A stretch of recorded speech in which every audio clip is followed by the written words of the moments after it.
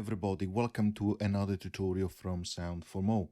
Today we are going to continue our journey on how to use Borderlands Granular, this fantastic granular app. Before I start, I'd like to remind my viewers to subscribe unless you have already done so, as that helps with growing the channel. So thank you very much. So I just launched Borderlands Granular, as you can see. And I have a number of waveforms on the screen, which you can reorganize as you like.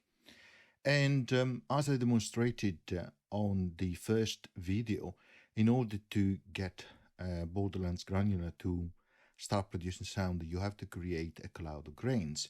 So you do that double-clicking like so. And in this way, you create this cloud of grains under this circle, with this blue circle. You see all the grains in these white dots. And you can create as many as you like. So you double click outside, you create another one. If you want to get rid of that cloud of grains, just click and hold with your finger and throw it off the screen. And in that way, it will actually, like so, get deleted. Now, as you know, if you move that cloud over a waveform, it will produce sounds.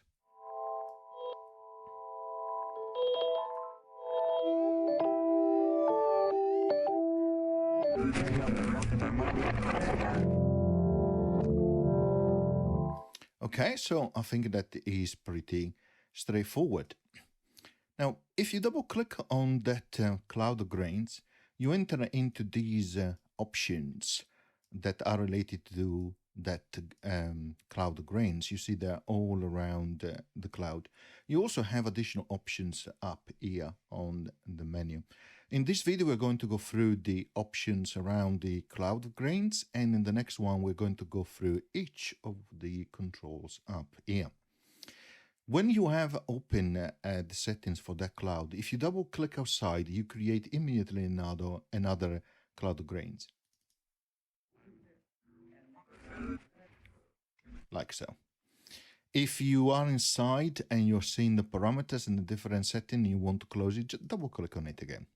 Okay, so let's double click now on that cloud of grains and let's start to go through the different parameters. The first one is this XY. As you can see, when you click and hold, you have that white rectangle, which is the area which will include or enclose the grains generation. So the grains will be generated within that rectangular area. So in this case, if I move it up to overlap with that waveform that you see on the screen, you will see the generation of grains moving further up, and when they will hit the waveform, they will start to produce some sound.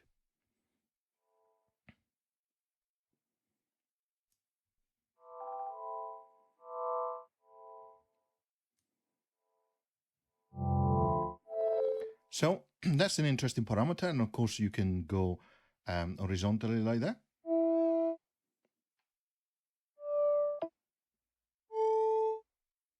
Okay, very nice. Okay, the next one that is important is the number of voices here, which correspond to the number of grains which are rendered. So in this case, it's saying 8. So if you move it towards a circle, you have a minimum of 1 up to a maximum of 32. As you can see, a lot of grains being generated there. Now let's stick to 1 for the time being, and let's test it.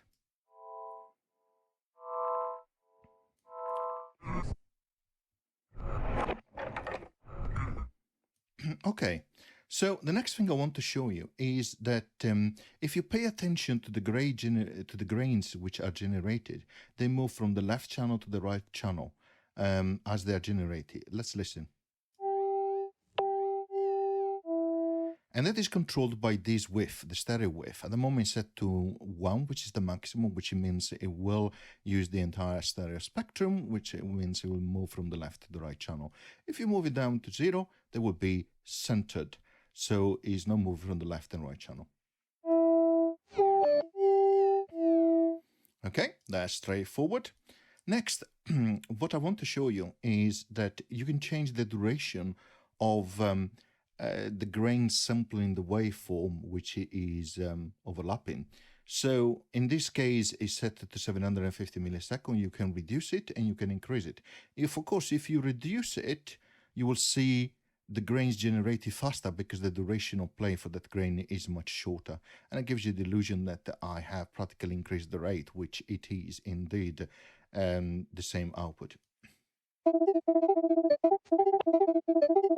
Or I should say the same outcome. You can, of course, increase that.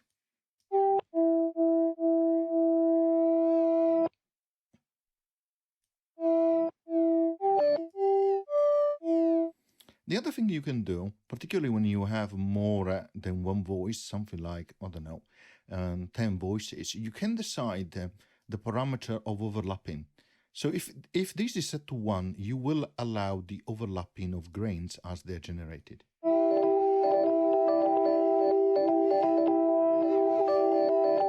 If you set the overlapping to 0, you will not allow overlapping grains to be rendered.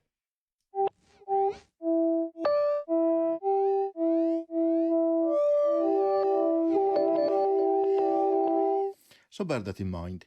You can also act on the probability. If it is set to 1, a maximum, so the probability of the grains being rendered actually is always true. But you can set it down to 0, so nothing will be rendered.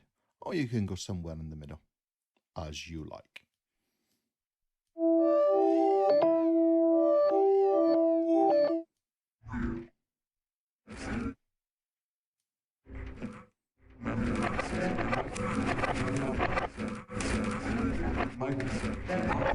Okay, very interesting. Next, you can change the pitch. You can decrease it or increase it.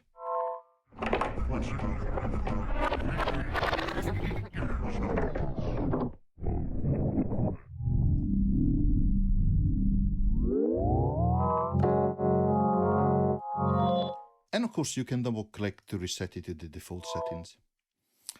Well, next we have this volume, which acts in decibel and will increase or decrease the volume of each grain. So let's try.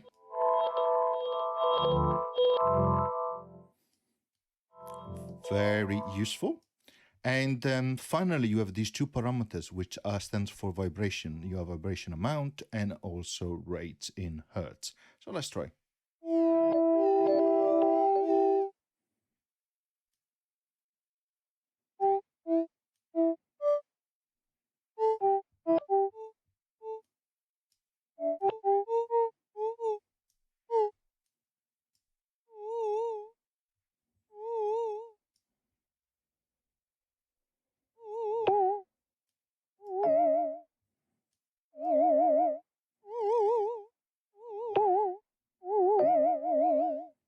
So as you can hear, you hear a vibration at this rate for that amount that has been selected.